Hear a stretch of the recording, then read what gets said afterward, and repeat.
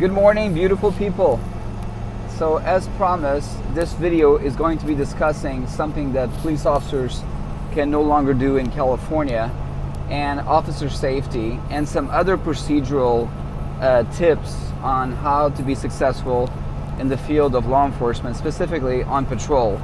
So as of 2024, a new vehicle code section popped up in the 2800 section. The specific code I'm going to be putting below in the comments or in the description video, and then you'll know what it's all about. But section 2800 of vehicle code also always talked about failure to yield in terms of hot pursuits, felony evasion, that type of thing. And so now this new section 2806 has been added to the vehicle code, making it mandatory for police officers in the state of California to, when they pull over a car, they need to inform the driver of the reason for the stop.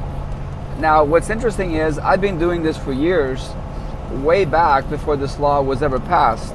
I found that as a police officer, when you pull people over, they want to know why you're stopping them. So it's very good to just include in the introduction, the reason I stopped you is for speeding. I need to see your license, registration, proof of insurance. You just integrate it into your introduction. Very important to do this because it's going to avoid you getting problems, getting citizen complaints from your department. As a police officer, when I spotted a violation, I also had to learn not to get too excited about it, because when you get too excited about it, you let your emotions take over. And when you approach the violator, you have a different type of personality. You're unprofessional. You start accusing them of doing this, doing that. Listen, it's nothing personal when you pull over a car, and you need to be very careful of how the individual driving that car can push your buttons to the point where you can get written up, etc. And that would never be a good thing for you in law enforcement. So in the police academy, we had an instructor, a retired LA County Sheriff deputy, and he also worked LAPD before that. And I remember him coming to our classes talking about how you should know when you pull over a car, before you contact the driver, if you're going to issue them a citation or give them a warning. And when I was young, going through the academy, 20 years old, I didn't quite accept this, because I thought, wait a minute, what if I get up there with the intention of giving a warning, but then the driver starts screaming at me, calling my family names and all kinds of stuff, then that might influence my decision. But with years of experience, that instructor, Bob Buckley was his name, Robert Buckley, Professor Buckley, his words became a certain amount of wisdom for me. Because think about it for a second. You have to be a balance with spirit of the law and letter of the law. What is that all about? When you make enforcement stops, some of them are going to be warnings and some of them are going to be tickets. You cannot simply go out there and start writing tickets nonstop, because people are going to complain about you. People are going to complain about your attitude. They're going to label you as overzealous. So how do you avoid from doing that? You basically start doing one person you pull over for, you give them a warning for something minor. The other person's going over 100 miles an hour. You give them a ticket or you take them to jail. Another person has a expired registration for maybe only a couple months. You pull them over, everything checks out, they have a valid license, not registration, but insurance, and their record looks like they've never been cited for this. That's a candidate for spirit of the law, which is giving them a warning, a verbal warning, and telling them, hey, please take care of this. If I see you out and about again, I'll pull you over, and other officers, and give you a citation. So rather than give you a citation, I'd prefer you take care of it on your own. Another one that's very common is headlight out. Whenever the weather changes from summer to winter, it goes hot to cold, a lot of car headlights for some reason burn out. And so you pull people over and a lot of them don't even realize that their headlights out. I mean, it's just a surprise, you know, your headlights out. Really? Are you sure? Yeah, I'm pretty sure. And then so how do you handle that? Well, in the last county I worked, if you cited them, it was like they had to pay an administrative fee between 25 and 30 bucks just to get that ticket signed off, right? Administrative fee. Well, you know, headlight bulbs are not cheap, as you know, but back then they were 15 bucks, they were 10 bucks. And so now if I cite them for a headlight out, I'm adding $10 to the cost of that light bulb. So it's a good idea, I'm letting you know from prior experience as a police officer, to simply give them a warning, tell them to go get it taken care of. And so, you know, let them on the way. I'll end this area before I talk about officer safety and other tips in patrol with a quick story for you. The last department I worked with when I became a college professor, I made a traffic stop. This guy was doing 62 in a 35 on radar/LiDAR. I was using LiDAR. And when I intended to give him a warning because it was late in the shift and I just wanted to go secure. But when I got up there, his attitude went over the top. I mean, it went over the top. Now, my department that I was working for, they recorded, video record and audio record all traffic stops. And so when I walked up there, you know, I realized I'm being recorded, and the guy was a total jerk. I mean, he was a total jerk. What? I don't think I was going that fast. Now, mind you, he was the only car on the road. So it wasn't like the whole, did I confuse him for somebody else? It was that he was doing 62 in a 35, which is way beyond anything we give the person. We might give them 7 to 10 miles an hour over, but not that many miles over, right? 62 is freeway speeds in a residential area. So I came back to the car with full intention to give him a ticket because his attitude had influenced my decision.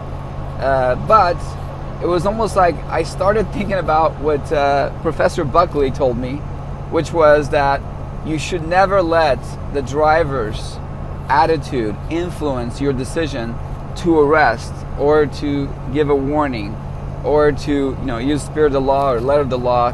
That should be your decision as a peace officer and no one else's. So I came back to the car and I straight up told him, I was very, very blunt with him. I said, hey, I had no intention of giving you a citation. I pulled you over to give you a warning, but your attitude almost wrote yourself a ticket. And so, but I decided that I'm not going to let your attitude decide what I'm going to do as an officer. So this is a verbal warning for you to slow down. You're going way too fast. I did check your record. You didn't have any prior speeding tickets, which is great, which also influences my decision to give you a warning to keep your record clean. But I would recommend that you slow down, because at this speed, if you know, a pet runs in front of your car from a family down the street, or a child runs after a ball, you're not going to have enough time to stop the car. Am I understood? And the guy's like, hey, I'm really thankful, appreciate your help. And later, true story, he called the department to commend me on my attitude, And the sergeant was able to pull up the traffic stop and saw that that he clearly was upset. He clearly was yelling some vulgarities at me, but I didn't let his attitude, his bad attitude, influence my decision to give him a ticket. Okay, so I'm going to switch now to officer safety. Now, I've worked in law enforcement long enough to know that new laws come out all the time. New laws, new policies and procedures. Police chiefs come and go. Sheriffs get elected every 4 years. They may get re-elected. They may leave. A new sheriff comes in. And so over the years, I've worked for over, 7 to 9 police chiefs, different police chiefs. And every chief has a new policy and procedure that they'd like you to do. I mean, that's just part of the game. Change, just like in life, change in law enforcement is a real thing. Now, what never changes is officer safety.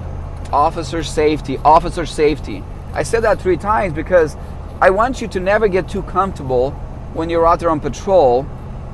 Never get too comfortable. Never, you got to be a little bit paranoid to be able to respond and to, deal with whatever situation comes your way. So yes, don't let the person's attitude influence your decision to make an arrest, but don't turn off the officer safety monitor, which says that when people get defensive right away, they might be trying to hide something, a weapon, a open container, a bag of drugs, something. So again, make sure that you understand what I was saying earlier. Yes, don't let someone's attitude control your decision to make an arrest or whatever, but don't turn off your officer safety monitor. Always watch their hands. Always watch their body language. Keep an eye on their hands. Always watch hands. And in the academy, they stress this so much that when I later became a police officer, I never, ever, ever forgot that, right? So one more thing before I close the video. I got hired by this large agency and I was on probation. I had, 6 months left on probation. And I got dispatched to go back up an officer in the airport district who had pulled over someone. And so that's all I knew. It was on a traffic stop and this officer had pulled him over. And so when I pulled up behind the officer, it was at nighttime, I was working graveyard shift. I turned off my headlights on the approach, just left my parking lights on, turned on my ambers in the back, got out of the car, walked up there, and the officer was in the car, and he was writing this guy a ticket, and the guy was in the back seat, handcuffed. So I came up, and the officer said, hey, do me a favor, walk up to the car and get some PC. PC stands for probable cause. We need PC to be able to pull over someone for a traffic violation, whatever, right? Or they have a warrant, that's your probable cause. So PC is short for probable cause. So I walk up there, and this officer, that was kind of a shady officer, right, asked me to go up to the car and try to find probable cause. You probably wondering what I did. You're probably thinking, okay, Brian, what'd you do? I made a U-turn, my body made a U-turn. I walked back to my car and I put myself back in service. And you're wondering, okay, where are you going with this story? Where I'm going with this story is the year is 2024. As a reminder to you, you can't be part of a corrupt system. You as an officer, you as a deputy, you as a California Highway Patrol, whoever you are watching this, or a future law enforcement person, you cannot be corrupt and you cannot assist corruption. Probable cause to make a traffic stop exists before you hit your lights, before you contact the driver. This officer wanted me to go up there and find probable cause as the reason why he stopped this car in the airport district in a very poor, highly, lots of crime neighborhood. So I left. I just got in my car and left.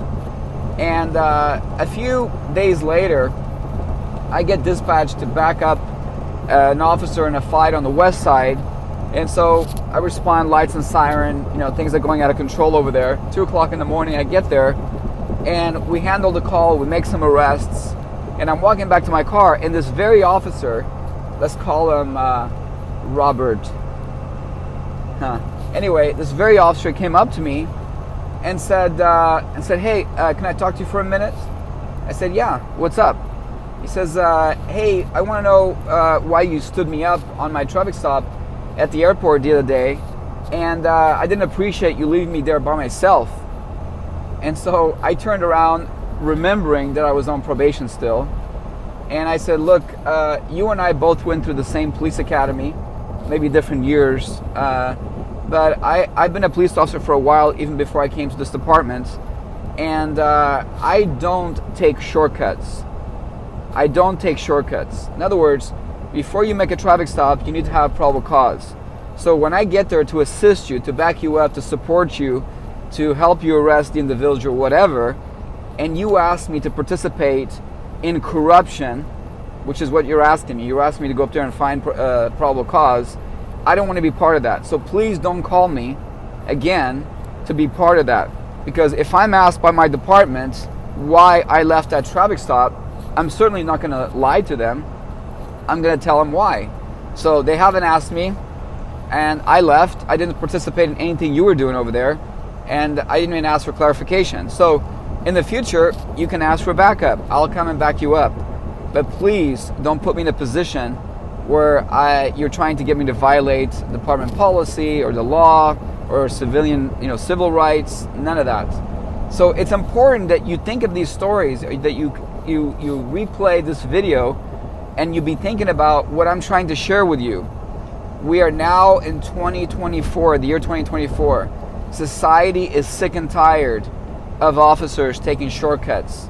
Society is sick and tired of attitudes, of this, I'm better than you, I'm stronger than you, I have all this power over you.